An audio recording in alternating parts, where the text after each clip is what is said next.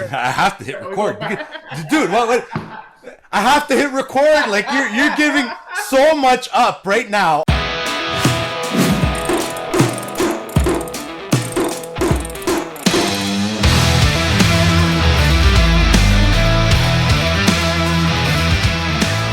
Okay, welcome to the Modern Contractor Network. This is the Modern Contractor Roundtable. I'm your host, Johnny V, and with us today I've been so excited to have you, a close friend of mine, Nick. Nick owns and operates, in partnership, a company called Revalate. Revalate, I guess I'm loosely framing it as a consulting company for the construction industry, but I hesitate there because he's really doing a lot to change the way this industry operates. And he's growing at absolutely like crazy speeds. I wanted to nail him down before he got too busy because it's happening. Because nailing this guy down is almost impossible, right? But, I'd love just take the opportunity, Nick, give us a brief description of what you do, how you got there. And we don't have Agostino here today, which is unfortunate because you two are like a freaking hilarious duo.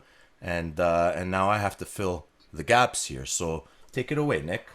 What do you do? I'm glad that I got to do this with you, Johnny. So thank you for having me. You're a good second to Agostino, so I'm okay with that. We'll be able to fill the dynamic well. One thing, so Revelate focuses on everything to do with how we make money and how our company grows. Or how a company grows. I'll get into a bit of that, but you brought up a word that I think is important to spend some time on: consultancy. So we try to stay away from that word simply because the traditional consultancy comes in, gives a bunch of advice, hands it over and says, good luck.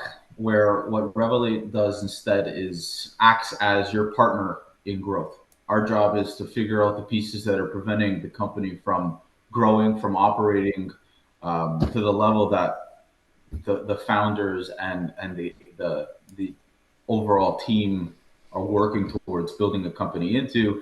Clear that clutter, bring them back to that operational level, and then maintain it with them as their, again, partners in growth, to make sure that they stay on track and maintain that level of consistency.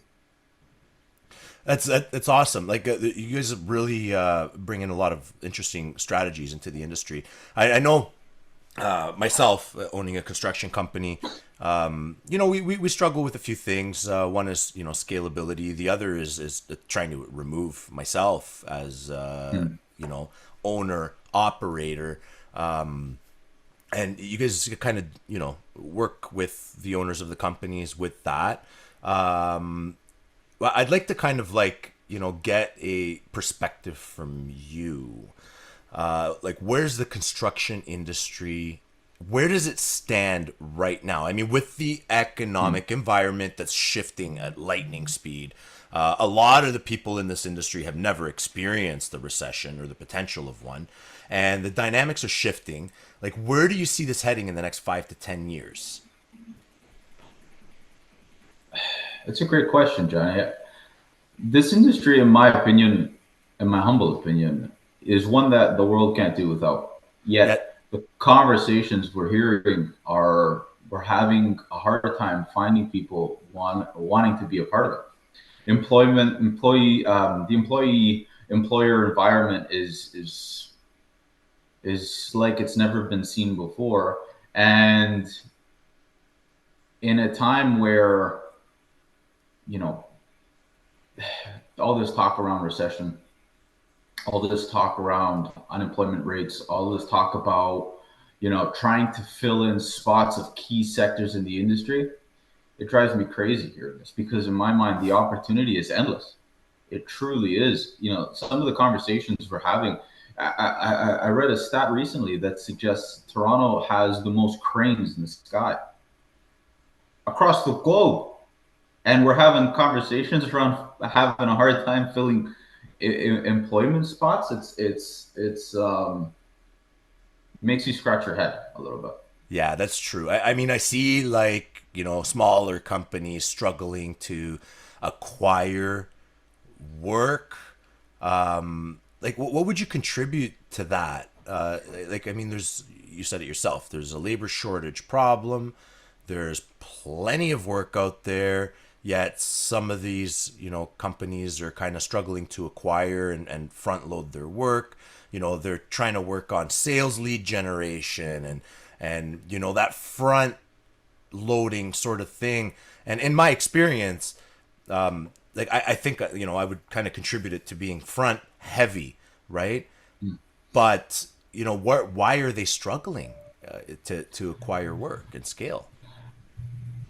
So, from a scalability standpoint, one of the things we see all the time, Johnny, is maybe you've heard the expression, it's chicken and egg, or putting the cart before the horse, right? Um, to sustainably grow, organically grow, you need to have the right pieces in place to support the work.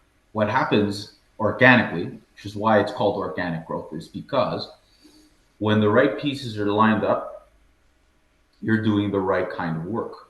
Now, it's not simply a function of getting work because you're submitting the lowest bid. It's getting the work because you've built a company based on standards. Now, what happens when that happens is finding organic new business, referral business, synergistic business, building vendors and partnership alliances within your network or within your industry, within separate verticals and sectors becomes much easier to do because now they know this person has their business set up to tolerate volume of new business. Lead gen, finding new sales, extremely important, but it has to be a part of the business strategy, Right. not the only part of your business strategy. So all of this stuff has to be done strategically.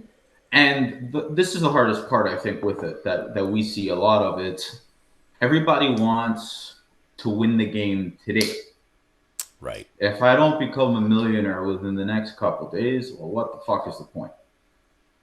And hey, sure, I would love if everybody can become a millionaire within the next couple of weeks, this world economically would be very different. But it takes time to build anything worth one having and two keeping. And then three, being a part of. So I think the biggest challenge that we're facing in this industry today is mindset. Absolutely. I don't think it's a function of ability because what we see is it's amazing what creativity can do when it's given an opportunity to build something. The problem that typically slows down that growth is one's inability to think bigger, to see past short-term gratification, to see past making a buck today at sacrificing $5 tomorrow because I gotta find work. I gotta bid it right. I gotta price it right. I gotta make sure that my guys have work, which are all key factors, Right. essential factors. We get that, but what happens 2 months from now? What happens 6 months from now? And more importantly, why are we only thinking about 6 months from now? I like how you framed it. Like, even when you said the word mindset, it brings me back to the reason why modern contractor exists, right? And again, I want to take this opportunity, everybody, that this is what modern contractor is about. It's about mindset.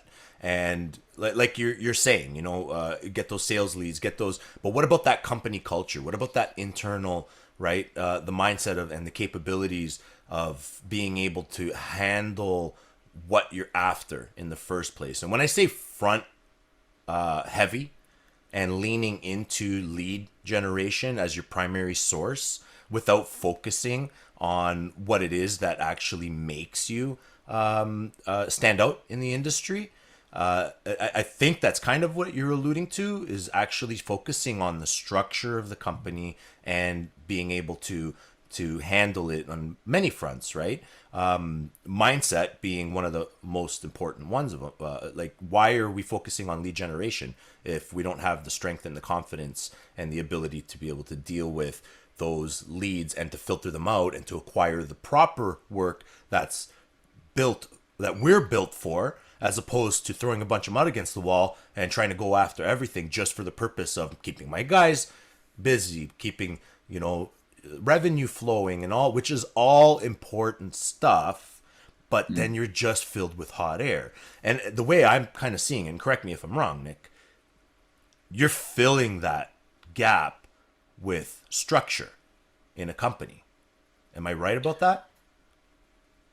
Yeah, absolutely. So I know a lot of your listeners, I would imagine a lot of your listeners are into hockey.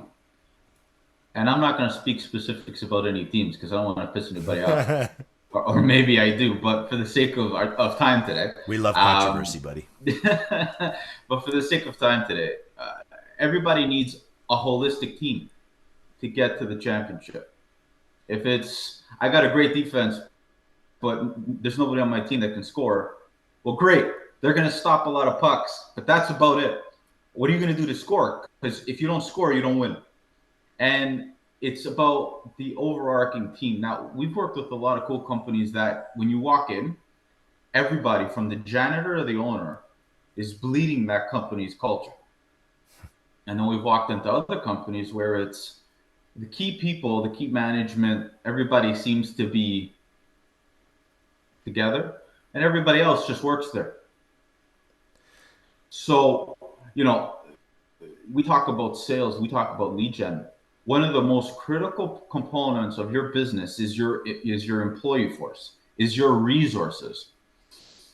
And if they're unwilling to talk about you, when they go to work, what's the likelihood that you're going to hit the sales targets that you want to based on credibility? Right. So look at this as a whole. Again, this goes back to thinking big, not just 6 months from now. It's, how do I become that company that generates that kind of revenue, that kind of place in this sector that deserves that kind of revenue? See, that's another important element that mindset helps with. If you're a company that's doing $1 million in revenue today and you want to be doing $5 million in revenue, well, what's missing? Right. Do you have the team to actually support that much work? If you had the team, would they be able to work at it together where you're doing it successfully without having to send them back 10 times because they fucked up 40% of it? Because they've never done this level of work before. Great. Now that you have that, what about the office staff? Are they able to actually coordinate everything and keep everything organized, including your finances? Where's the money going? How do we know where the money's going? How do we know what to spend money on? How much time are we actually making on job? This is a big one, Johnny. We talk about all the time. Time. I know everybody knows that saying, time is money, but nobody actually uses time properly to make money. They look at it as where they spend their time, not how they look at time as a resource. So if we can properly manage time, and more importantly, figure out how much it's costing us to use time, we can now make sure we're not wasting time. We've seen, when we do the math with companies, Johnny, we're talking about 30% on the small of time being wasted across the entire organization. Holy shit. Like time across being wasted the entire on what? Organization. Just fucking generally? Name something. Really? Unnecessary conversations. Whether it's questions that guys and gals should know, but they don't know because they were never properly trained in the first place. Okay. Yeah, or because the education gap in this industry is huge. And I don't mean education gap because we're working with dumb people. Quite the opposite. We're working with extremely intelligent people. Okay. But their expectation of doing the job is completely misaligned to what the organization intends them to do. We talk about this. This is one of the key pillars in our model: misaligned expectations. Employers are here, employees are here. And the employers have an expectation of what everybody needs to do. The employees have an expectation of what management wants them to do, and this is where they meet. Yes. So you got managers getting pissed off because nobody's listening. You got employers getting pissed off because they think they're doing the job, but they can never satisfy anybody. And really, what's happening is nobody's had the right conversation from the beginning to talk about what the fuck is happening.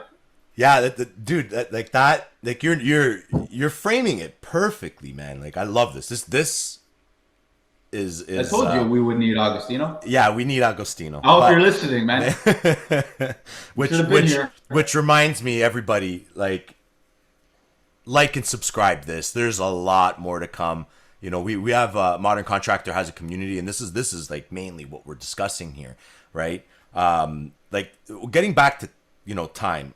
There's a couple of points here that you touched on, and I had a list of fucking questions, and I don't even think we're gonna get to any of them because like this is just gold, right? Like one is what I refer to as work deficit, right? Work deficit, and you mentioned a lot about time wasted, right? So we've got a lot of companies out there, yeah, you know, myself included. I've gone through the pain of this, and I know a lot of you guys go through the pain of this, is that trying to work and move forward in the timeline while creating a work deficit only creates more work deficit. Like it is just like a vicious circle, right? If you're not executing and making good use of your time, and you don't have the right structure and culture with your staff and communication and leadership, you're going to be creating a work deficit. You're always constantly looking, like it's like moving forward while looking backwards at old jobs causes you to trip on new jobs, which causes you to look back on old jobs. It's just a vicious circle, and there's so much capital wasted, so much time wasted. The second thing is time itself, right? Like wasting time. What do we sell, guys? We sell time. We don't sell a product that you could put on the shelf that, you know, later on you can sell it to somebody else. No, the timeline is moving. We have to be as efficient as possible. And we all know this, but we all struggle with this. And the next thing is like, I'm picking this out, right? Leadership. I'm curious right now, is that how many times have you faced a scenario where you have to remove the owner from a leadership role in order to save his company? Or her. Sorry, everybody. This industry is mainly dominated by men, but I love seeing women coming into this industry. So let me reframe that. Yeah. So it's, I wouldn't say it happens as much as one might expect. It does happen a lot. There's a few reasons I think it happens. One, because this industry has been built through, at some level, through succession, generational handoff. I built this company. My dad built this company, and my dad always thought I was going to be the one to take it over. So now I have a responsibility to take it over, and I'm going to do it. Now, that is great if you're meant to take over a company. Right. Leadership is not something. Here's the problem with the word leadership, Johnny. It suggests that if you're not a leader, you might not be as successful as a follower, because these terms are typically the words that we're using to describe the position. But it's not absolutely true. And I say this because not everybody is meant to lead a team, because it comes with that position comes with a level of responsibility. Yes. That requires a capacity. Now, again, I'm not saying capacity of intelligence. I mean a capacity to tolerate risk, a capacity to tolerate pressure and stress, a capacity to think bigger past themselves and say, okay, this isn't just about me showing up and going to work and earning a paycheck and taking care of my family and taking care of me. This is about all of those things plus making sure that everybody has work, that everybody's happy where they go to work, that their families are cared for, that we're doing good work in the community that we're a part of, sees us, the financial burden and understanding the ebbs and flows that go into structuring a company and taking care of its finances and maintaining its health so that it can thrive and grow, to understanding the tax system and all of the intricacies of the tax system and what to do, what not to do, and how to avoid losing substantial amounts of money by categorizing elements that incorrectly and not having the right people as part of the team or understanding what. Now, being a leader, everything I just described is not a 9 to 5 job. It's not a 9 to 5 job, not because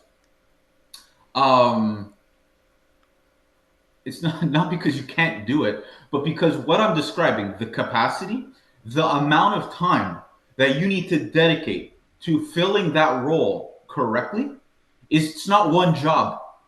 I just named 5 jobs. So now that one person is acting in the capacity of 5, which means that to do it well, they can't be doing the other stuff. They have to be time blocking their day efficiently so that they can execute on the key components that go into the leadership role. I need to be managing my team, but I need to have managers that are doing the major component of the management piece. And my job as leader is to direct them in alignment to the company's vision. Not to say this is how I want things done, go fucking do it. That's what the manager's there for. Yeah. The vision is what's guiding the manager and guiding the team. The leader, the founder, the owner is supposed to be the guy. Hey guys, just as a reminder, this is what we do as a company. Are the guys executing on that vision? If the answer is yes, okay, everybody's doing their job. If the answer is no, it's not. It might not be a chain of command problem. It might not be an employee problem or a quality of work problem. It might be a vision problem or a communication of vision problem. Yep. So these are elements that people need to be more comfortable with, which again goes back to mindset. Because do you want to be a leader? Do you want to take the responsibilities that come with being a leader? Do you have the capacity to tolerate that kind of pressure to be a leader all day, every day? Whether you like it today or you don't like it today, that's your job. So you have to be able to deal with that too. I don't like it today, but I got a job to do. So guess what? I'm going to put a smile on. I'm not going to take it out on my team because it's not their responsibility. It's my responsibility. Bro, that's a big job. This is fucking gold, okay? And you're killing me because as you move forward talking, you're touching on these points, and I'm always having to come back and let's just rewind a little bit, because like what you're saying is so powerful, and I don't know if everybody can really like capture the power behind what you're saying. I mean, for one, right? Conflict management, stress and pressure management, empathy, charisma, team building, like all of these skills, it's daunting. Like it seems like, man, like that's a lot of stuff to learn, right? Or can it be taught, first of all? Now, my belief is yes. Oh, but I gotta interrupt you. Go. Okay. Do people even know that what those skills exist? That those are not things that you just have because you woke up on one day and you had the right cup of coffee. No, these are things that you got to practice, that you even need to know exist. And this goes back to what I was talking about around education. It's not because we're dealing with a bunch of dumb people. On the contrary, we're dealing with a lot of extremely intellectual people. But what's missing from their ability to execute is what they need to learn to execute the way that they expect they can. Right. So what happens is, I think I could do it. Well, what makes you think you could do it? Well, my dad's done it, my grandfather's done it, my entire family's in this industry, so I have this experience. Okay, but I'm going to ask you again. I know that they could do it. Yeah. That's the Well, let me business in see. general, right? You mean? I know, Like, yeah, yeah, yeah, exactly. I know they could do it because they yeah. did it. They retired. You're still doing it, and you have another 5, 10, 20 years to figure it out. Because every day in this industry, it's not a function of let me figure out what I need to learn so that I can execute on a daily basis consistently and actually hit the targets that I've set as a company. Instead, what it is it's reactive. We talk about this a lot. There's a difference between being proactive and reactive. Absolutely. Proactive says, what do I need to know to execute? And then go execute. Reactive is, fuck, I got a problem. Let me deal with it. That's And this is where, right? This is where to go back to you, what you were saying, all those things. That's how everything is dealt with. I got a problem today. Let me deal with it today. And hopefully it doesn't fuck up the rest of the week too that's badly. right. That's right. Because a lot of people that, I mean, in the industry, that's all you can do. They're just coming at you. So that's why what you're saying almost seems so daunting. I mean, first of all, to put it to rest, everybody, like these real world, I'm gonna call them real world skills, right? Like, you know, the conflict management, you know, dealing with stress and pressure, and how to you know, navigate people in general, like the social structure of what you're doing in the culture, right? Like it's critical, but a lot of people think that it's just a gift. Like, people are just gifted at, like, the gift of the gab, right? People just have the silver tongue. They know how to lead. They're just, you know, they're that type of, I'm not that kind of guy. You know, I'm way too busy. I've got shit going on. I've got this, I've got that. Like, stop. Hold on. Stop, right? First of all, these skills are teachable, and that's why, like, this exists, like Modern Contractor exists with the vision that this is teachable, right? It's something that can be learned and practiced. And without it, you're an empty shell moving through the industry. And honestly, like what you say about the, you know, the business was handed down from, you know, my father or my family and that sort of thing. Look, it was different back then, right? Like, you could be a drill sergeant and people would put up with it. You could work and put people under pressure of work, and people will put up with it. Today is different, right? The younger people moving into this industry, they're not going to put up with that shit. What do you think? They're stupid? They're not stupid. They're not going to work like you. They're not going to work like your father. They need more. They need more motivation. And regardless of whether you can call them lazy all you fucking want, I don't buy it. It's a cop-out. It's bullshit, right? You need empathy. You need to be able to understand and to be able to build a culture. That's what drives people, right? Because let's face it, guys, nobody's making enough money to live. Like, this is a totally different industry, right? Like, if you're not going to work because you love it and because you believe in it, and you're just going to work for money, what's money doing? What's it doing for anybody, right? Right now, there has to be more. And young people are not going to move into the industry and be motivated. And you're always going to fall into the trap of thinking nobody wants to fucking work. Nobody wants to do this, right? People nowadays don't want to work. I can't find anybody who cares. That's on you to build that environment that induces that brings that out in people as a leader. And I'm here saying is that if you can't fill that role, learn. If you don't want to learn, put somebody in place that can. Because the business is going to struggle, and the customers see it, they sense it, they feel it. They could sense bullshit. They could sense, you know what I mean? Like, people need to trust people. And I just wanted to take it back because it's, like, absolutely critical to fill that empty shell, and not to just be a company in business, but be a culture, a vision, right? That the pieces move without your enforcement. That your job, right, is to reinforce the vision so the pieces can work together, right? Am I saying this wrong? No, you're saying it right. And Oh, again, thank God, because that would be fucking embarrassing if I was wrong about this. it's okay. This is a lot of good stuff. Yeah, yeah, yeah. Even if it sounds like you're full of shit, that was a good piece. That was a great piece. So, to your point, yes, no, everything you're saying, Johnny, is absolute, and we talk about it all the time. But there's one word it comes back to, and it's mindset. There's a lot of literature out there around this concept: growth mindset and poverty mindset. Right. Okay. Right now, the industry is dominated by the poverty mindset. What's in it for me? How do I turn over a quick buck?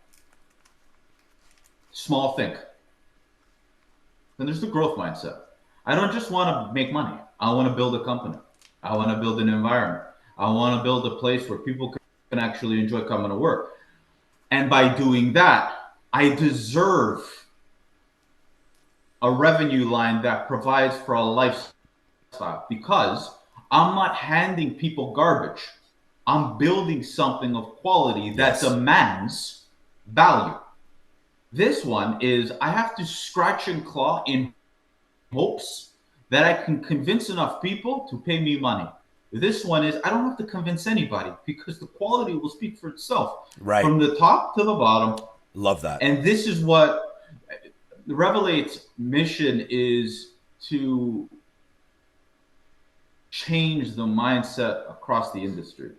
It's time that people see that this industry is so much more and has unlimited capability when it's being approached from a place of growth rather than poverty, right? Fucking bullshit. And this industry has so many problems that need to be solved. Like there's so much opportunity, which is like going back to what you first said, where people see struggle, others see opportunity. Like if you get your head around this, right? Yeah. And I realized, okay, let's step back for a second. It's fucking hard, right? Like, how am I going to pay my bills? Like, how am I going to work on mindset when I got these jobs going on? What are you guys talking about? Like, I don't have time for this shit, right? Well, okay. And this is where Nick is saying, right? Long-term thinking. You might not have time for this shit, right? But if you can't set yourself up to make this work, then you are just everybody else. You are pricing on price. That's your winning strategy. That's not a winning strategy, right? Who drops their price the fastest? Who goes to zero the fastest? All that's doing is creating an environment where your project is under a strict time budget and you can't produce to make that budget and become profitable. Why? Because you had to price it low to get the job. But if you can focus on all these other things, you don't have to do that. You stand out, you shine. Customers will trust you because of your reputation, because of the way you handle things, right? Because of your culture. They will pay more. And if you think that they're not going to pay more because, the other guy or the other company priced it less, so that's what companies care about, you're lying to yourself. It's bullshit. I don't buy it. People pay more for things all the time. That means you're not listening. You're not producing the value. You're not listening to your team. You're not listening to your customer, right? You're just trekking through the mud and you feel like you don't have time, right? So getting back to time, right? This is where automations come in. And I want to hear a little bit more about this, Nick, because there are so many tech solutions out there that can produce the automations and put these things in place so you can free up your time. I want to hear more about that. Talk about it. Or did we get into a totally different podcast here? No, that's okay. I mean, so there's a lot of cool things. We're in a world, I think, today where every other day something cool is coming up. Especially when we talk about tech, automations. 100 plus years ago, Henry Ford, the mastermind behind improving the manufacturing process, started the conversation with automations. We use tech now to replicate what he did so long ago. The idea is how do we build a workforce of 100 with 3 people or 10 people?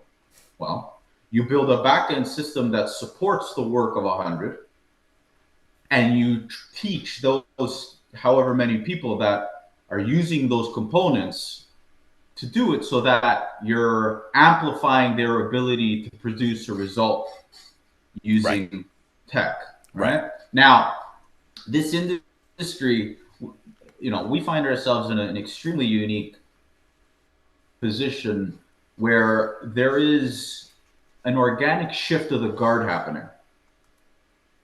Transitionally, guys and gals that were dominating this industry are starting to hand things off to their children, or younger guys and gals are looking to start Right. companies. But we're talking about guys and gals that were around when tech, one, blew up, and two, became more relevant in how we live our life. So these things are things they know how to use It's always existed in their effectively, life, 100%. There was never a world that didn't have the internet in their life. right? And they're trying to figure out how to plug this stuff into their company because they want to grow and scale. So where what Revelate looks at is, we look at the structure of an organization from two perspectives. What does the person have to do? And what does the person not have to do? Not because we're trying to replace workforce, but we're trying to amplify capacity. Right. So I want to take your team and I want to make them great, because in the world of tech, there are tools that exist to amplify your team's natural ability to execute, and more importantly, remove the clutter of wasting time. Time. Yeah. Because goes back to that. If the more we sit around and wait for something to happen, or have to figure something out, or whatever it happens to be, the longer the job takes.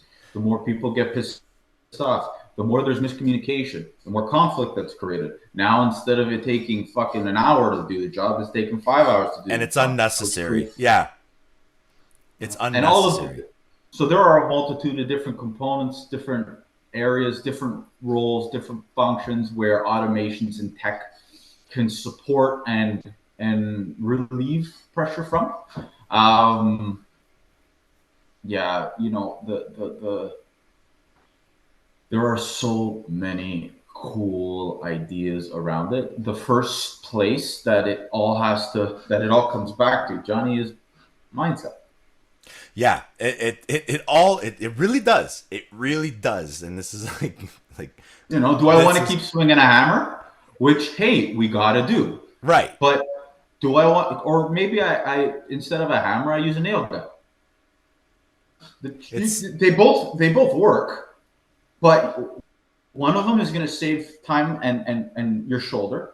The other one might not, or there's a thousand different analogies, but this is a simple example that talks about, I'm not replacing the guy swinging the hammer.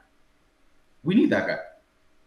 And I don't ever see or want to ever see a world where people are taken out of the workforce in construction. Which means, because here's the scary reality to that, which means that we need people to embrace where the world is going right.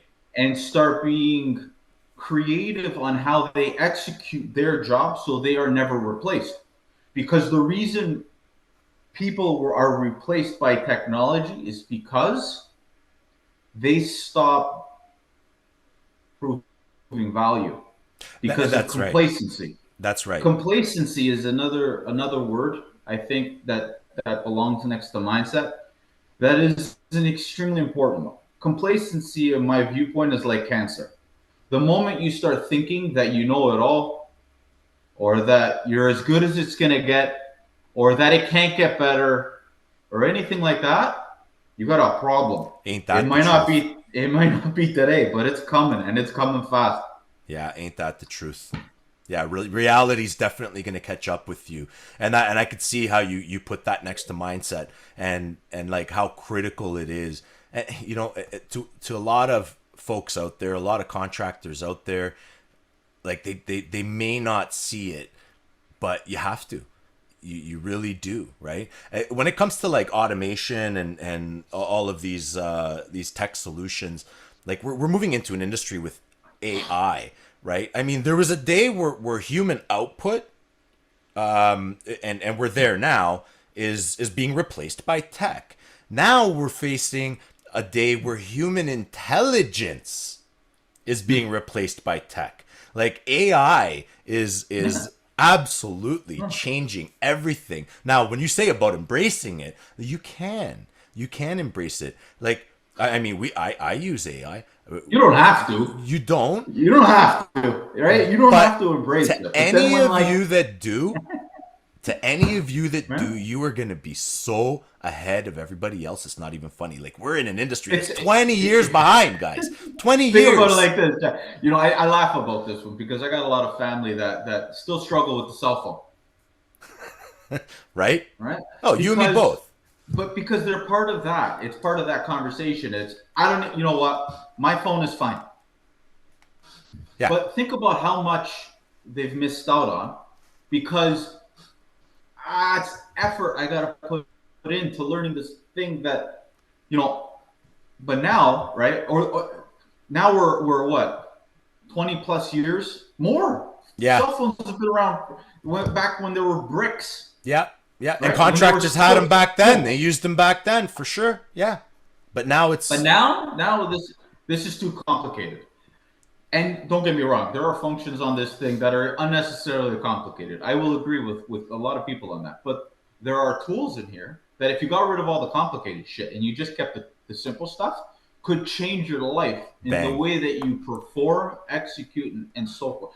Something as simple, Johnny, as a CRM, a customer relationship management tool. Something as simple as that can change the way you close business. So we talked earlier about Yeah. finding sales, lead gen, and this. That. If it's only you prospecting, if it's only you finding work, how are you keeping track of everything?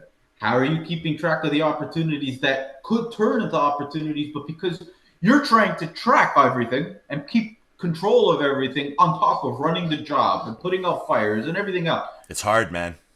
it's Yeah. impossible. It is Yeah. impossible. I don't Yeah. care who you are. You could be Sheldon Cooper. Yeah, I as a don't give one a to fuck three who man you are. operation, you're absolutely right. Everybody, you're wearing all the hats. You can't handle it all. It's impossible.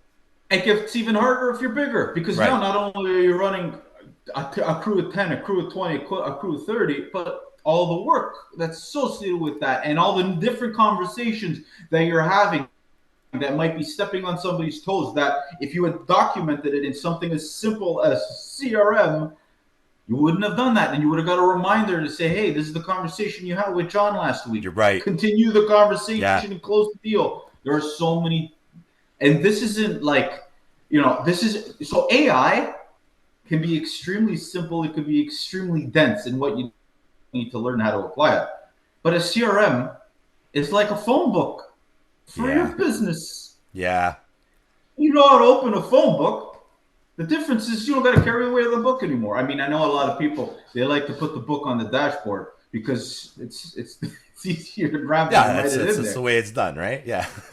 But okay, that notebook a lot of times is missing a lot of key data. That notebook isn't going to jump out of your dash and say, "Hey, don't forget about the conversation you had with John." That notebook isn't going to jump out of the dashboard and say, "Hey, don't forget to call John because this is somebody that you should be closing. Maybe not today, but next month." You're right. It's not going to do.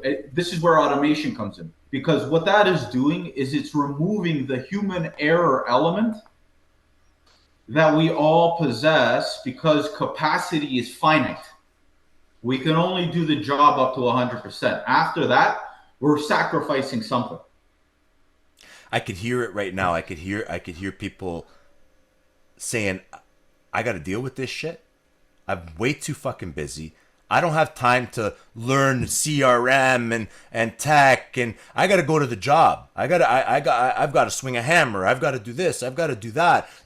I'm dealing with all this bullshit. My team is screwing up and all this crazy stuff. Well, listen, I'm here to tell you that modern contractors are coming.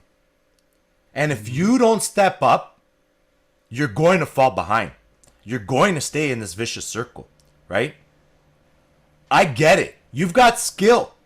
You've got skill that took you 20 years, 30 years to acquire. You're managing a team. I get it, right? But today, let's put that to rest. Let's put that to rest. You have skill, and not a lot of people have it nowadays, right? You've got that. But modern contractors are coming. And they're going to be, they're going to have the mindset. They're gonna have the CRM. They're gonna leverage AI. They're gonna like leverage these skills. They're gonna handle conflicts better than you. They're gonna, communicate better than you. They're gonna do all these things that customers want. Great. And if they're working, you can swing a hammer, Revalate, right? And if they're working, they're gonna be moving even faster. They're gonna be It's moving. not gonna be just them doing it. And I love it because what you're bringing to the behind. industry, Nick, is like absolutely critical. They're coming. Yeah. You better pay attention to this, because swinging a hammer or, troweling out a floor or whatever it is that your company provides, this service, this product, right? That's just a small part of what people are looking for.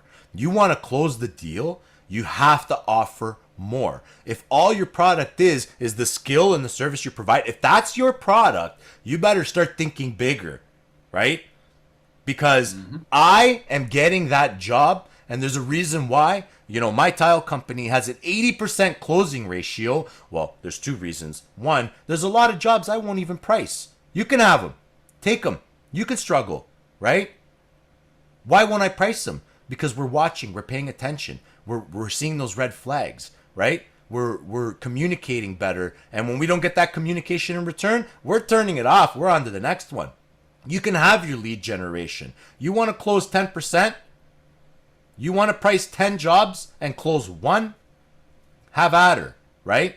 We're going to be more efficient. We're going to get the better jobs. When people see our social media and they're like, how do you get these amazing like the beautiful projects? Like, we're getting these amazing projects. I can show you how. I can explain to you, and I can teach you how. Nick is teaching you how. Revalate is there. These resources are there. If you want to know, step up. Right? Learn how it's done. And it's not done with just your skill. It's done with your skills, right? It's done with your vision. Everything that Nick is telling you guys right now, this is how it's done. And if you don't do it, you're gonna fall off. I think this is a good place to end it, Nick. I've had you for just about an hour, and we could talk all day. And I want to have you back, brother. Absolutely, man. Yeah? And you got to bring Agostino, because I'm going to bring Agostino. The only thing that was missing here is that third person just bouncing this back and forth, right? Absolutely. Just so this gets a little bit less serious, because, I don't know, man. He's pretty serious. But it's worth it. It's worth a laugh anyway. At least there's someone to throw under the bus. We're going to wrap this up.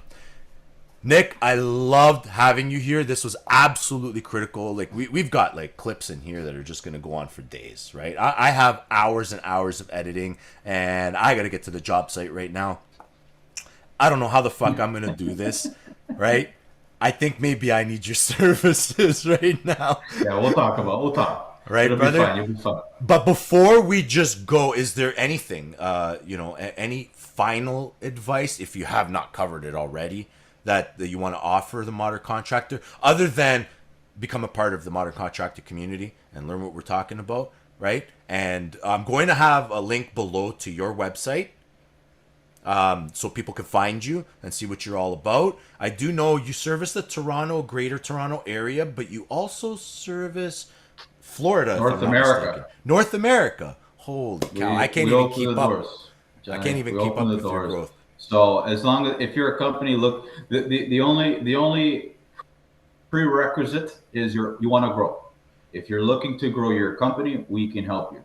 If you want to sell your company, we can help you. If you want to hand off your company successfully, not hand off something that's going to be a bad deal for the next guy, we can help you. If you know that what you're handing off might be a bad deal for the next guy and you don't want it to be that way, we can help you. That still comes from a place of back to mindset, and which is growth. And that's that's how I would end it. Obviously, again, join the modern contractor community. It's nothing is built alone. Nothing is built alone. You don't see a guy working on a condo by himself with a hammer. It just doesn't happen. Right. So that's the first thing. And I think that's one of the biggest challenges to overcome, being somebody in a lot of being the people that we work with specifically, which is typically management, the owners of the company, being in that position, we understand, everybody wants to be able to do everything, right? But the sooner you open up to, it doesn't have to be done alone. That the sooner you look for Absolutely. that community that is helping you get to where you want to, and that you're working at it together, the sooner you'll actually get to that community, or sorry, the sooner you'll actually get to that outcome, because now it's not just you. It's not your idea that everybody else has to execute on. You're It's not a room alone. of ideas that now you can work at together to execute on and get there faster. You're accelerating the use of time because it's not just you that has to learn it and figure out where to find it. We're It's a doing this bunch of together. people with years of experience. Exactly. Years of experience that can be put together and Yeah, come share your stories, hear other people's stories. If you want to get a hold of Nick, Nick is in the modern contractor community. He's there to answer your questions. We're going to nail you down again. I love it, Nick. We're ready to wrap this up, brother. Thank you thanks, Johnny. so This much was for awesome. this. Yeah. Until next time. All the best, man. Later.